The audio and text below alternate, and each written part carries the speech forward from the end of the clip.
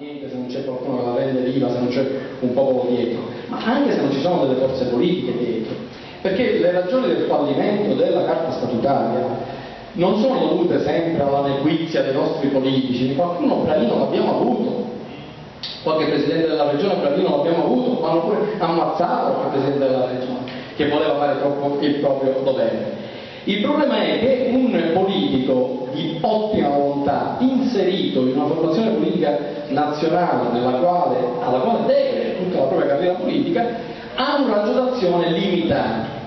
Il che non significa che bisogna avere tutti i partiti siciliani, anche perché poi il popolo è sovrano, può anche decidere, come ha fatto finora, di affidare questa autonomia ai partiti italiani con i risultati che sappiamo.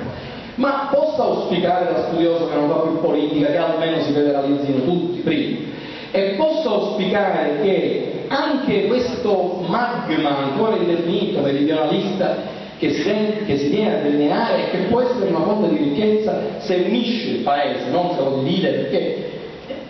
quando si va su dimensioni così grandi non è più l'autonomia di una regione, quando è mezzo paese il rischio è che finisca come il Belgio, cioè che si frammenti evidentemente.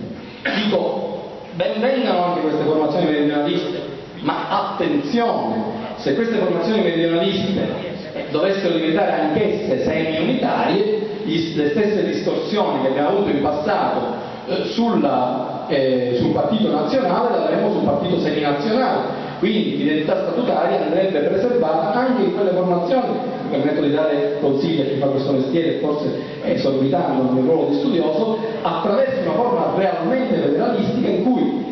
il Sud chiede quello che serve al Sud, anche una macro regione del Sud continentale, la Sicilia quello che chiede la Sicilia, e poi insieme lottano per le battaglie comuni, perché l'idea che da qualche parte ho sentito dire, ma lo faccio dire, di macro regione del Sud, in cui la Sicilia ammaina quella bandiera per consegnarsi di nuovo agli odiati gigli borbonici, mi fa ribollire il sangue.